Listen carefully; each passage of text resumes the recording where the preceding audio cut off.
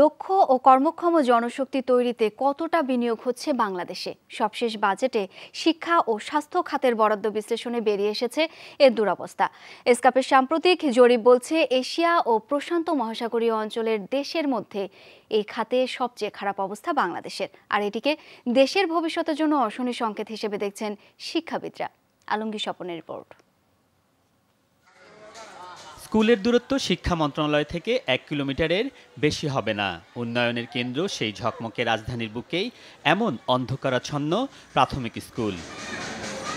পুরনো ঢাকার নিমতলির নবাবকাটরা সরকারি প্রাথমিক বিদ্যালয়। শ্রেণীকক্ষে ময়লার ঝুড়ি, এর মাঝেই চলছে পাঠদান। মাল্টিমিডিয়া প্রজেক্টরে পড়াশোনা দূরের কথা, ব্ল্যাকবোর্ডে দূর থেকে লেখা বোঝাই দেয়। এখানে একজন শিক্ষককে গড়ে পড়াতে হয় 184 জন শিক্ষার্থীকে। 950 শিক্ষার্থীর বিপরীতে স্কুলে শিক্ষক মাত্র 5 জন। আমাদের রুম নাই, টিচার নাই, স্টুডেন্ট সংখ্যা অনেক বেশি। মাল্টিমিডিয়া যেইটা ওইটা এখনো আসেনি, যার জন্য আমরা ক্লাসে ওটা আনতে পারতেছি না।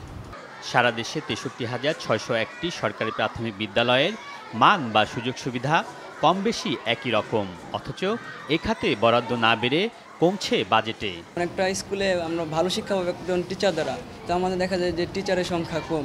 ক্লাসরুমগুলো বড় করা দরকার, ক্লাসরুমের এই যে ভাঙাচোরা এগুলি ঠিক করা দরকার। দেখা যাক স্বাস্থ্য খাতের চিত্র।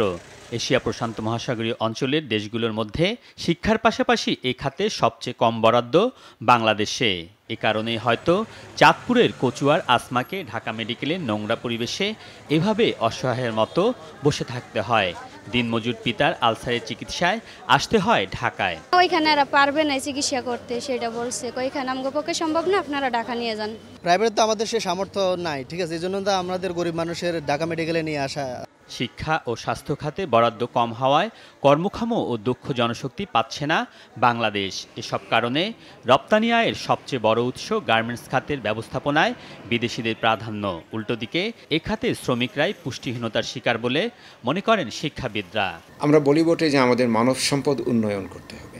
এখন মানব সম্পদের ভিতরে শিক্ষা এবং স্বাস্থ্য এসেছে। খেয়াল করে দেখবেন এবার বাজেটে দুটোই কমেছে। সাধারণ মানুষ যারা হাসপাতালে যাবে, পাবলিক হাসপাতালে যাবে, সেইখানে যেতে যায় কিন্তু চিকিৎসা পায় না, তাকে প্রাইভেট হাসপাতালে যেতে হয়, সেখানে তার যে খরচ হয় তাতে সর্বনাশ হয়ে যায়। দেশের ভবিষ্যৎ নির্মাণে শিক্ষা ও স্বাস্থ্য খাতে সবচেয়ে বেশি বরাদ্দের সুপারিশ শিক্ষাবিদদের। এই বরাদ্দটা বাড়ানোর উপরে নির্ভর করছে আমাদের ভবিষ্যৎ। স্বাস্থ্য এবং শিক্ষা খাতে সর্বোচ্চ বরাদ্দ থাকতে হবে, শুধু এটি কথার কথা বা রেটরিক হলে চলবে না। তা না হলে ক্রমশ পেছাবে বাংলাদেশ, অর্জিত হবে না টেকসই উন্নয়নের কাঙ্ক্ষিত লক্ষ্যমাত্রা। আলমগীর স্বপন, যমুনা নিউজ, ঢাকা।